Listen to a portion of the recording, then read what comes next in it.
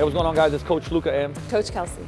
And back to like the coaching videos, and what we're gonna cover today is the dumbbell press, the overhead press. Now, one of the things about overhead pressing that I wanna, this is a prerequisite, right? This is the thing that I wanna kind of mention before we even rock and roll, is that if you have a tough time getting overhead with just body weight, meaning my ribs are down, my abs are on, chin's packed, and if I can't get my elbow to lock out completely overhead, straight line in line with my ear, then maybe the dumbbell overhead press is not a good choice yet, right? Because we're gonna do some mobility drills in another video, later videos, so you guys can improve on that. But there are a lot of coaching cues when it comes to the overhead press that will make it, once again, safer, more effective, and improve performance. Okay, so before we even pick up the bell, I wanna just talk about base, okay? So as Kelsey's standing here, one of the things that I'm a big fan of is not locking out your knees when you press. If it was military press, dumbbell press, kettlebell press, when you lock out your knees, for many people, one, they can hyperextend, right? So you can kind of have this hyperextension of the knees, but also when you lock out the knees, many people will be arched, right? So it looks like this, okay? So we're gonna keep soft knees. So Kelsey's gonna have just a little bit of soft knees, and she's gonna imagine that she's standing on a piece of paper and trying to rip it apart with her feet, right? So her feet are gonna try to rip the floor apart. Now, she won't be able to do it because the floor is stopping her, but what that's gonna do is engage her glutes, okay? So she's gonna have soft knees, she's gonna try to rip the floor apart, and now she's gonna think tall as can be, right? So that because of this, when you have soft knees, your kind of pelvis comes under your rib cage and your abs are more solid and turned on. We want that. We want a good base to press off to press off with the dumbbell, okay? From there, she's gonna pick up the dumbbell. So that's our base, right?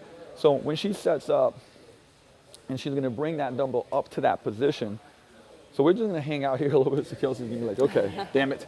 But she's thinking like plank, okay? So right now, everything is solid, right? She's not letting that bell kind of like pull her to the side, twist her. Her glutes are on, her abs are on, her shoulders are on at the top, okay? She's got soft knees. And now instead of thinking press up, she's gonna think, okay, I'm gonna push myself down away from that bell, okay? So you're gonna drive yourself down, nice, and lock out. And pause it at the top for a second when you come. There you go. So she's got a space in between her shoulder and her ear. Her shoulder is down, so she's not shrugging it, okay? And the other thing too is on the way down, she's gonna think like she's doing a pull-up. So she's gonna pull it down. Pull, pull, pull, pull, pull, pull, pull, pull, pull, pull, pull, pull. And then push yourself away. Good. And then driving down like it's a pull-up. So she's using her lat to bring it down. Good, let's go one more. You can see her whole body, her abs are working. She's like a plank. Everything is solid. Down, down, down, down, down, down, down, down, down, down, down. And break for a second. Nice, good job. Right, so you can actually see that all the muscles are engaging because she's essentially holding a plank while she's pressing, right? Everything is turned on, glutes on, abs on, like even quads you'll see are working, right? There's a lot of tension. Now, before we do one more set, I'm gonna give it a little break, right?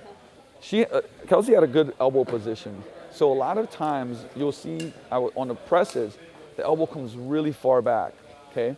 And people don't have that range of motion in the shoulder. So when you're here pressing up, it's gonna put your humerus, like this bone here, in wanky positions, not good positions, gonna feel icky.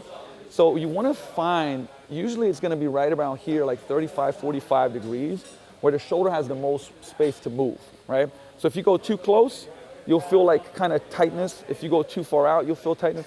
Right in between here, and everybody's shoulder is a little different anatomy-wise. So just find a spot, where does it, even without the dumbbell, where does it feel the smoothest, right?